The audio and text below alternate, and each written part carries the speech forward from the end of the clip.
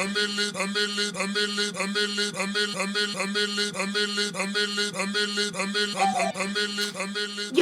welcome back to my channel. Today's topic will be based around a question that I've been asked a fair bit, and it's how have I finally become my own best friend, and how have I been able to actually surround myself with like-minded people and people that help me grow. And how I've done that is purely within myself and my own thoughts. Have I always been my own best friend? Have I always liked my own mind? Fuck no! I used to hate myself. I've come from a background of a mental illness where I was afraid of my own mind. I hated myself. And I feel as though getting to that point has helped me be at this point where I am right now. And how I've come to this point is basically just overcoming my bad thoughts and just realizing my bad thoughts within myself. And I used to be the type of person who, I'm not even kidding, if I was alone, on 4 occasions I actually cried when I was alone because I didn't want to be alone. I used to hang out with certain groups of people that I didn't actually enjoy their company just to not be alone, just to actually hang out with someone. And I feel as though when you're constantly coming from a needy point, when you're constantly interacting with other people and wanting to hang out with other people just because you're being needy and you don't want to be alone, whether that person is aware of it or not, they can feel that you're coming from a needy place, that you generally don't want to hang out with them. You're not wanting to be alone. Even though your intentions aren't bad and you're generally, yes, you do want to hang out with this person, but the only reason you're doing it is to not be alone, whether you're aware of it or not. And that was me. That was me, probably a year ago now. I have this diary. I'll get it, hang on. All right, this is my diary. This thing has been with me for a year now. And I got it, right? I'll tell you the exact date. November the 4th last year. I was just talking about how alone I was. And little did I know, the reason why I was alone was because I didn't like myself. Yes, I was alone with my exterior. I was alone, didn't have any friends. I was alone with my ex-boyfriend. I was alone because everyone was basically rebelling against me. And I thought it was everyone else, but little did I know it was in myself. And it was purely because I was coming from the place of needy. I was coming from a needy place, and I wanted to hang with these people purely because I did not want to be alone. And like I said, whether these people or yourself are aware of it or not, people can feel that. People can feel that. So, to be able to create the friends that you want and the group and the tribe that you want to be around, you have to first not focus on the tribe. You have to focus within yourself. You have to focus on becoming your own best friend. And how I've done that is purely just forcing myself to be alone. Forcing myself to just sit within myself and sit with my thoughts and be okay. Be aware of what I was thinking and also be aware of what made me feel good and what didn't. And obviously the thoughts that made me feel good are the high frequency thoughts. So the good thoughts towards myself and actually just, relaxing and focusing on my mind and just basically slowing myself down, because I was 100 miles an hour for so many years of my life, just 100 miles an hour. Just basically, when I think about it, I was actually just racing from my own mind. I was wanting to constantly do stuff so I wasn't alone and I didn't have time to think. That is the main reason why I was afraid of being alone, because I was actually afraid of my own mind. I was afraid of thinking. I was afraid of just being at one with my thoughts. And that is probably why for so many years, I never grew, I never evolved, and I just wasn't happy. I kind of let off a fake happiness, whether I knew it or not. It was a fake happiness. I thought I was happy, but now that I know what happiness is, I know that that wasn't. It was me afraid of my mind, because I didn't want to be at one with my mind. And really, our mind, our thoughts is all we have. So back to the question, how did I finally be able to become my own best friend? And that was within myself, my mind, and basically setting little challenges for myself. So forcing myself to be alone, forcing myself to listen to thoughts. And the more I did that, the kind of more easier it became and the more enjoyable it became. Like now I enjoy being alone. Now I enjoy my thoughts. See, back when I didn't like myself, I didn't want to be within my mind, I used to hang out with just a big bunch of people, generally not enjoy anything we were talking about, just to not be alone, just to basically not be here and be there. And I had FOMO. I had FOMO. Every young girl can relate with FOMO. And what it is, it's fear of missing out. And yes, I had it, and that was shit. It is shit because it's fake. Like FOMO, like it's ridiculous. And society has helped us all create that within ourselves because they make it out that to have fun, you need to hang out with people and you need to do what people want to do and you need to be with a big group of people and do all this stuff. And it's so not true. It is so not true. I used to relate the word, loneliness. I used to relate that word to only just being alone. And if I was people, then I wasn't lonely, whether I didn't like them or not. See, that's not true. I feel less alone sitting here with myself rather than just hanging with a massive group of people, a huge group of people that I just generally don't get along with. Others would call this lonely, but see, I don't feel lonely. I'm quite happy just being within myself and my own thoughts. If you feel as though these people don't make you feel good, that's alright. That's not your fault. It's not their fault either, but it's not your fault. So just do what you need to do and to feel good, because that's all life is about. Do what you need to do to feel good, because believe me, I've tried everything. It's like you have to become your own best friend before you try anything else to make you feel good.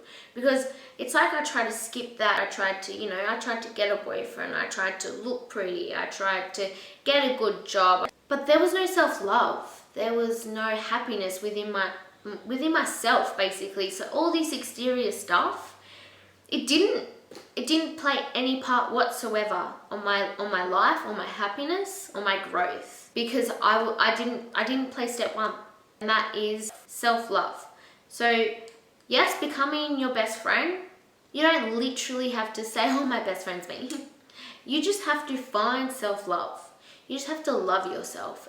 When people used to talk about loving yourself when I was in a different mindset, I would think, I'll never be like that. That's so stuck up. That's a bit up yourself. That's weird. I will never be like that.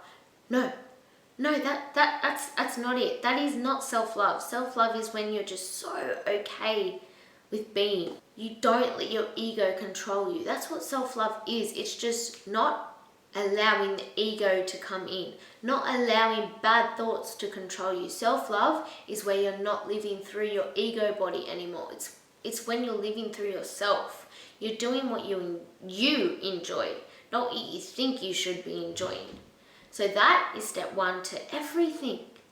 To finding a boyfriend, to finding a best friend, to getting along with your family members. You can't do any of this stuff properly and happily unless you're happy within yourself. If you guys can just take one advice from me through my whole experience of connecting with you guys, it would be to find happiness and self-love within yourself. Don't rely on anyone, not one single soul. So boyfriends, best friends, girlfriends, wife, husband, mum, dad, doesn't matter. They will come, but they will come and enjoy your happiness with you. They're not there for you to create your happiness. That doesn't work. That's not what life is about. Life is about your own happiness. The only thing you need to be concentrating on is creating that self-love. Because once you have that self-love, then and only then you will be able to create the life that you want. So then you'll be able to share it with someone. Then you'll be able to have the family. Then you can have the good career. Then your life will start evolving to help on your happiness that you have created, to come and enjoy that happiness that you have created. This stuff is not to give you the happiness that you've never had. No, it won't do that. Because believe me, I've tried and it didn't work and it just felt shit. What I'm telling you today is the most important thing that you could do in your life. It's the most important, yet the most hardest. It is, it's hard. It's hard. But it's not impossible. It's not impossible. And once you've done it and are doing it, it's easy. And you've just got to create that pathway within your mind. You've just got to create that pathway. And once you have created that pathway, it is easy because it's already there. You know you've done it. And once you know you've done it, then you can do it again. So what I suggest for you guys is to maybe get a journal and don't lie to your journal. Your journal knows. Your journal's you. So if you're telling your journal you're happy when you're sad, it's pointless. There's no point to it, okay? So get a journal, write down what you're thinking, write down your thoughts, talk to this journal like it's your mind, just talking out loud to yourself. Because seriously, it helped me so much, just writing what I feel. And then when you write it down and you talk about it and you make it out loud, you kind of realize, well, why am I thinking this? This is pointless. It's making me feel crap. My worries are so little. And you write it down and you read over it and you're like, oh, what the hell? I want you to set aside a couple of pages and to just kind of have like a self-love page, okay? Just write down all the stuff that you're grateful for within yourself. Whether it's external stuff or internal stuff, just write it down. It doesn't matter. Write down everything you love within yourself. And I also want you to write down some self-goals. So basically like a checklist. I have so many checklists and I feel as though it helps me so much. Not only does it put everything, on display of what you need done and what you want to be doing, so it just doesn't feel, when it's in your head, it just feels like so much. But when it's on a piece of paper, it's so much less. Like it's so much less. And not only do you have that, but you also get the satisfaction of ticking it off. And for some reason, it's so good to me. It's a little achievement. Like I feel good doing it. I'm like, yes, I got to do this one again. What else do I have on my checklist? Seriously, making a checklist within yourself with your goals and just stuff that's going to help you evolve. It's so beneficial. It is so beneficial. So yeah, do a checklist. And something that I've recently done, I've created myself a vision board. And not only has it helped within myself, but it's also helped with my self-goals. What a vision board is for is not for your future. It's not to just constantly see yourself doing something, because you just see yourself in the future having. You don't want to having, you have. So what a vision board is for is to feel it, is to feel all this, is to be in it all, is to have it all. So you've just got to create the feeling of having the car, the feeling of having the wedding, the feeling of freedom to do something with your life. If you want to create a business, just focus on what that would be like and how that would feel. That's what you've got to focus on, and that's what a vision board is for. So, step 1, to create self-love. And you can find your own way of doing so. So you have to actually be aware of them and just sit with them. Sit with your bad thoughts within yourself, within that person, within your job, within anything. And accept them. Accept the bad thoughts you have, because it's okay. They're just thoughts. They're not going to kill you. The more you sit and accept and be aware, the less they will be there. Because when you just sit with them, you're not running away with them. If you sit with your thoughts, you will do whatever you can to basically not have them anymore, because you can feel they don't feel good.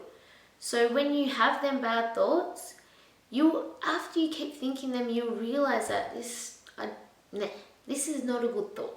So your mind will drift, and it will drift to a good thought, and it will happen subconsciously. You won't have to push that thought away. Okay, you won't have to push the bad thought away. That's not what will happen. You will just have to put your focus on somewhere else. And that's all you have to do, is just have your focus on something you want. Have your focus on something good. The more you focus on the good in life and the good you're going to create, the less the bad will be there. So yes, you are going to have to sit with your bad thoughts. You're going to have to sit with your ego, and that's okay, because that's all it is. It's just bad thoughts. And just because the thought doesn't mean it's right. Just because the thought doesn't mean it's what is. It's just a thought you have habitually created within yourself and your past experiences. So whether it's right or wrong, it doesn't matter. You don't need to question whether that thought is right or wrong. All you need to worry about is if that thought makes you feel good or bad. Because that's all life is about, your feelings and how you feel, and doing stuff that makes you feel good. So if this thought makes you feel bad, drift to a thought that makes you feel good. So if you want internal happiness within yourself and everything out here, don't focus on the out here, focus on the in here.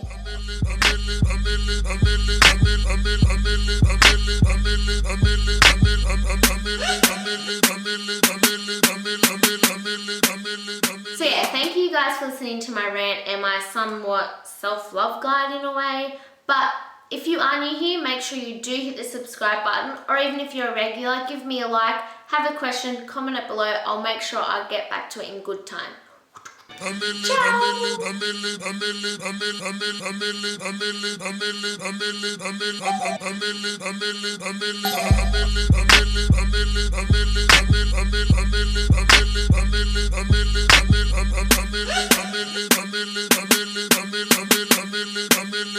Ciao.